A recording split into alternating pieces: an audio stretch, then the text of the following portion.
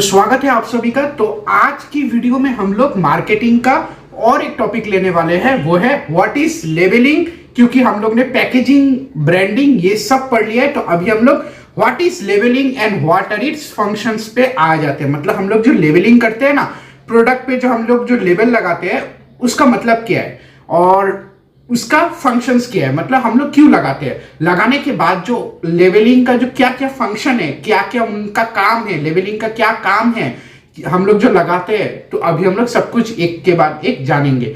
तो पहला हम लोग देखते हैं व्हाट इज लेबलिंग।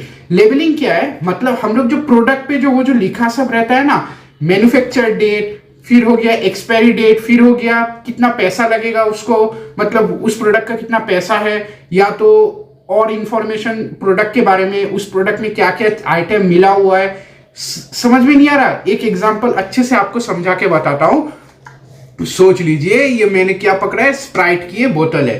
तो यहाँ पे तो ऊपर में आप देख सकते हैं कि ये जगह पे आपका अच्छे से लेबलिंग करके, आपको शायद से दिख नहीं रहा होगा, यहाँ पे अच्छे से लेबलिंग करके लिखा हुआ है ये 40 रुपए की है, प्लस यहाँ पे 50 ml का लिखा हुआ है। मतलब ये जो पूरा जो बोतल है ये 50 ml का है, 50 ml की ये स्प्राइट है, प्लस यहाँ पे एक्सपायरी डेट और मैन्युफैक्चरिंग डेट भी अच्छे से पूरी लिखी हुई है। तो इसको क्या बोला जाता है, ये जो पूरा जो एक जो रैप है, ये जो स्प्राइट की जो पूरी सी रैप है, इसको बोला जाता है लेबलिंग। मतलब लेबलिंग पूरा डिटेल दे रहा है स्प्राइट की बोतल को, पूरा डिटेल यहाँ पे आपको मिल रहा है कि ये क्या प्रोडक्ट है, इसमें क्या क्या आइटम मिला हुआ है। आइटम देखते हैं यहाँ पे, sugar, acidity regulations, ingredients, carbonated water, ये सब बहुत कुछ है। शुगर है, कार्बोनेटेड वाटर है, सब मिला हुआ है। तो ये सब क्या है, ये सब इंफॉर्मेशन इसी को ही बोला जाता है। ये जो पूरा स्प्राइट का जो ये जो सिंबल दिख रहा है, आपको दिख रहा है, इससे कंपनी का नाम भी दर्शाया जा रहा है, उसके बाद आपका इंफॉर्मेशन भी लिखा जा रहा है। देखिए ₹40 आपको दिखा देता हूं, ₹40 ऐसे यहाँ पे लिखी हुई है। तो ये सब इंफॉर्मेशन एक लेबलिंग देती है। तो लेबलिंग इसलिए किया जाता है ताकि आपको प्रोडक्ट के बारे में सब जानकारी टॉप टू बॉटम मिल सके। अभी हम लोग आ जाते हैं हम लोग का फंक्शंस पे। लेबलिंग का क्या काम है, काम क्या क्या है। लेबलिंग तो करते हैं हम लोग, लेकिन उसका क्या काम है। पहला काम है आइडेंटिफिकेशन ऑफ प्रोडक्ट। मतलब कि मैंने जो वो स्प्राइट का बोतल जो दिखाया था आपको, तो वो क्या आइडेंटिफाई कर रहा है ना प्रोडक्ट का क्या मतलब, वो क्या दर्शा रहा है, स्प्राइट दर्शा रहा है ना। स्प्राइट कंपनी को वो दिखा रहा है कि ये स्प्राइट की बोतल है, वो लेबलिंग पे अच्छे से स्प्राइट लिखा हुआ है। तो प्रोडक्ट को आइडेंटिफाई कराने के लिए कस्टमर को कि उसका क्या काम है, उसकी क्या नेसेसिटी है और उसका नाम क्या है, इसीलिए लेबलिंग करवाया जाता है। नेक्स्ट हो गया रिलेटेड टू ब्रांड से रिलेटेड है ना। मैंने जो स्प्राइट का जो बोतल दिखाया था वो स्प्राइट का है ना, ऐसी थोड़ी ना है, वहां पे कोका कोला थोड़ी ना लिखा हुआ है, या तो पेप्सी थोड़ी ना लिखा हुआ है। वो ग्रीन कलर की है, प्लस उसमें लेबलिंग करके बताया गया है कि वो स्प्राइट की है। तो क्या हो रहा है, ब्रांड को दर्शाया जा रहा है। आपको ये बात याद रखनी है, लेबलिंग में जस्ट इंफॉर्मेशन नहीं दिया जाता, ब्रांड को भी वहां पे दर्शाया जाता है ताकि आपको समझ में आए ये प्रोडक्ट किस कंपनी की है और हम लोग क्यों खरीदे। नेक्स्ट हो गया इंट्रोडक्शन मतलब वहां पे ही लेबलिंग पे ही आपको मैन्युफैक्चरिंग डेट, एक्सपायरी डेट, किसने बनाया, कौन सी, मतलब ये जो कंपनी स्प्राइट की जो कंपनी है, ये जो प्रोडक्ट आया कौन सी लोकेशन से आया, एड्रेस क्या है, सब कुछ आपको लेबलिंग पे मिलेगा। इंट्रोडक्शन मतलब full introduction of the producer, मतलब जो ये बनाते हैं कहां पर बनाई गई है, प्लस कहां पे इसका प्रोडक्शन है, किस टाइम में हुआ, सब कुछ आपको मिल जाएगा। नेक्स्ट हो गया इंस्ट्रक्शन में क्या होता है, आपका इंस्ट्रक्शन दिया जाएगा कि प्रोडक्ट को कैसे यूज करें। जैसे स्प्राइट की बोतल को ऊपर से कैसे खोलना चाहिए, और भी बहुत कुछ। सोच लीजिए कैडबरी का ले लिया, या तो कुछ ऐसी प्रोडक्ट जिसको आपने पहले कभी यूज नहीं किया, तो वहां पे लेबलिंग में लिखा रहता है कि आपको ऐसे ओपन करना है, आपको ये दबाना है, ये क्लिक करना है, या तो कुछ आपको ये खोलना है, तो ऐसे करके आप लगाएंगे तो ऐसे करके आपका प्रोडक्ट होगा। जैसे कि मैंने ये जो हेडफोन, पहले जब मैंने ब्लूटूथ हेडफोन कभी यूज नहीं किया था, तो मैंने जब ये प्रोडक्ट ऑर्डर किया तब मुझे इसको यूज करना नहीं आता था। तो वहां पे इंस्ट्रक्शन लिखा हुआ था, मतलब प्रोडक्ट के साथ ही वहां पे लेबलिंग किया हुआ था कि पहले आपको इसको खोलना है, अगर आपको कनेक्ट करना है तो पहले आपका ब्लूटूथ डिवाइस ऑन करके फिर यहाँ पे इसके साथ कनेक्ट करना पड़ेगा। अगर आपका बीच में कभी भी ये हेडफोन रुक जाए तो आपको वो जो डब्बा जो मिलता है ना जिसमें आप हेडफोन रखते हो, उसमें आपको डब्बे में वो 2 हेडफोन ये जो है डालने, उसके बाद डब्बा बंद कर देना है ताकि ये जो हेडफोन है रिस्टार्ट हो जाए। तो रिस्टार्ट का ऑप्शन भैया कौन सी नॉर्मल ईयरफोन्स में होता है, इसमें क्या है कि आप इस हेडफोन को रिस्टार्ट कर सकते हो। ये एक नया फीचर है जो मुझे मालूम नहीं था ब्लूटूथ हेडफोन्स में। तो क्या हुआ, इंस्ट्रक्शन को पढ़ के मुझे इंफॉर्मेशन मिला कि ये रिस्टार्ट भी हो सकता है। आप अगर डब्बे में ये हेडफोन्स रख दो तो ये रिस्टार्ट होके फिर से आप कनेक्ट करोगे तो आपका कनेक्शन फिर से स्मूथ हो जाएगा। ये है एक्स्ट्रा क्वालिटी जो मैं जस्ट एग्जांपल के तहत आपको इंस्ट्रक्शन में बता रहा हूं। नेक्स्ट हो गया प्रोमोशनल टूल। प्रोमोशनल टूल कैसे, फिर से मैं कहना चाहूंगा, प्रोमोशनल टूल भी लेवलिंग कर देती है। लेवलिंग एक ऐसी चीज है, आपका प्रोडक्ट भी प्रमोशन हो जाएगा। जैसे मैंने कहा ये ब्लूटूथ के बारे में, ये इंफॉर्मेशन मुझे मालूम नहीं थी। जब मुझे ये लेवलिंग के द्वारा मालूम चला कि ये रिस्टार्ट भी हो सकता है तो मेरा और इंटरेस्ट भी बढ़ गया।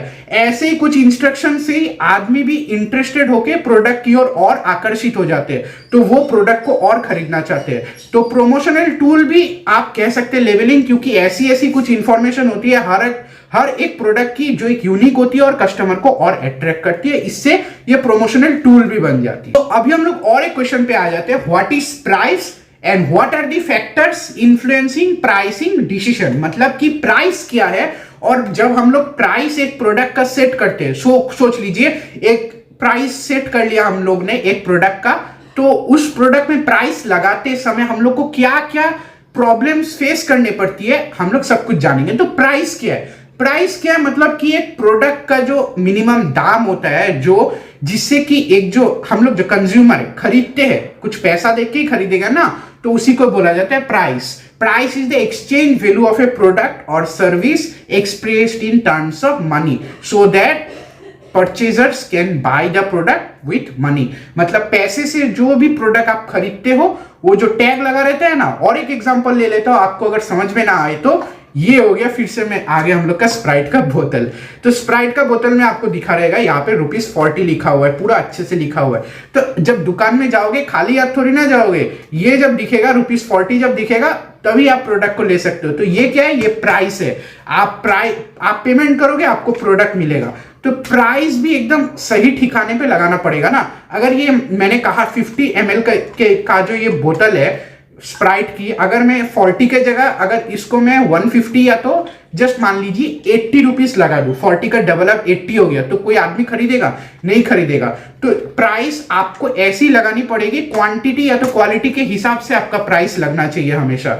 अगर ये 50 ml की है तो पूरा इसका राइट प्राइस है 40, जो उन लोगों ने अच्छे से डिसाइड करके लगाया है। अगर मैं अभी इसके जगह 50 ml जो यहाँ पे लिखा हुआ है, यहाँ पे जो 50 ml लिखा हुआ है, तो इसके जगह अगर मैं 80 रुपीस का इसको बेचूं तो मेरा मार्केट में लॉस होगा, मेरा नाम बदनाम होगा, क्योंकि इसकी क्वांटिटी और क्वालिटी के हिसाब से मैंने प्राइस सेट नहीं किया। तो quantity quality also matters in setting any kind of price for a product. हम लोग आ जाते हैं दूसरी क्वेश्चन पे जो हम लोग ने पढ़ा था व्हाट इज प्राइस के साथ। तो क्या क्या प्रॉब्लम्स फेस करनी पड़ती है जिससे कि प्राइस सेटअप में हम लोग को जब प्राइस जो टैग लगाते हैं उसमें प्रॉब्लम आती है।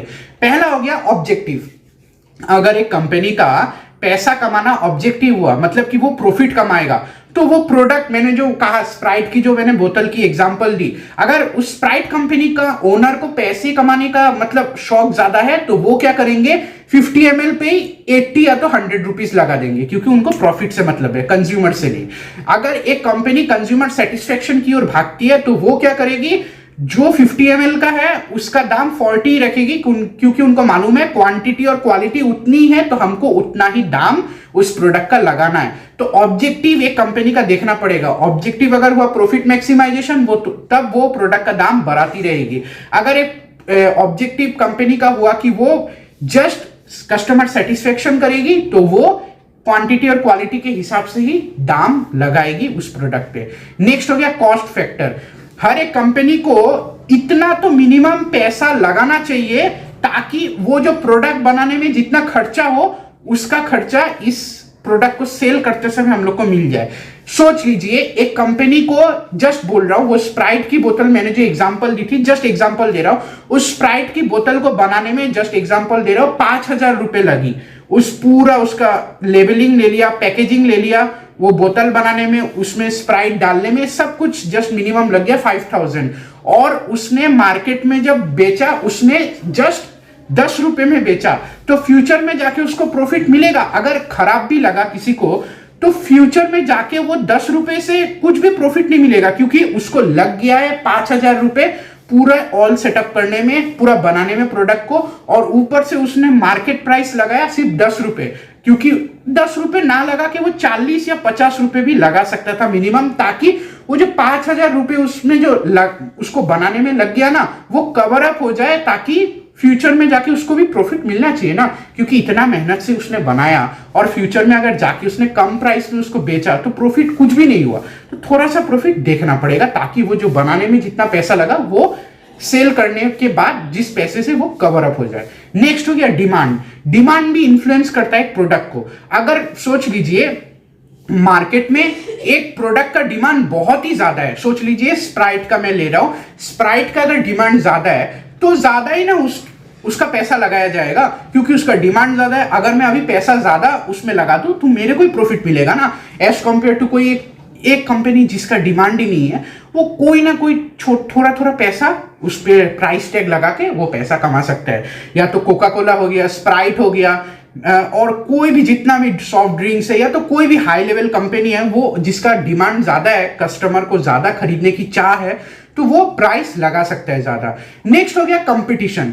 कंपटीशन भी प्राइस को मैटर करती है। अगर सोच लीजिए मैं एग्जांपल लेता हूं, मैंने जो स्प्राइट की बोतल दिखाई, तो सॉफ्ट ड्रिंक्स में सिर्फ स्प्राइट नहीं है, स्प्राइट के साथ साथ कोका कोला भी है, फिर हो गया मिरिंडा, ये सब अलग अलग कंपनीज है। तो सभी लोग एक के साथ एक कंपटीशन करते रहते हैं, किसका प्रोडक्ट ज्यादा अच्छा होगा, कौन कितना बेस्ट क्वालिटी दे सकता है कस्टमर को।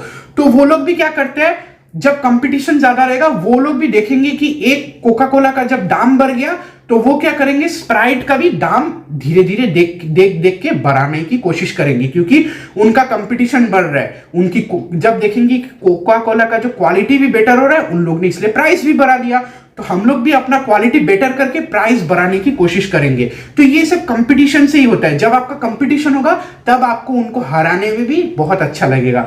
तो इसलिए कंपटीशन जीवन में हमेशा रखिएगा। आपको अपने आप से कंपीट करना है, अपने आप को हराना है, उसके बाद आप दूसरों को हराइए। किसी के पीछे भागिए मत। भागना तो जीवन में सबको होता है, किसी के पीछे भागिए मत। अगर आपको रिटर्न में कुछ मिला तभी भागे भैया, नहीं तो कभी मत भागिए। मेरा लाइफ एग्जांपल है, क्योंकि मैंने भी कुछ ही दिनों पहले एक सिचुएशन फेस किया।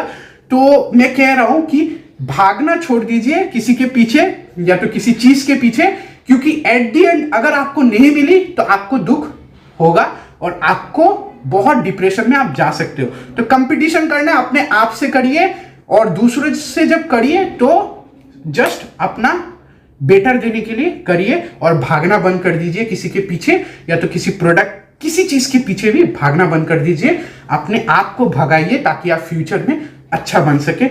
मैंने भी लाइफ में ये लेसन बहुत बार सीखा है, कुछ ही दिनों पहले मैंने भी सीखा है, तो इसलिए जस्ट मैं अपने बारे में बता रहा हूं, इसलिए थोड़ा सा माइंड मत कीजिएगा। इसलिए मैं कह रहा हूं भागना बंद कर दीजिए, अपने लाइफ पे फोकस कीजिए।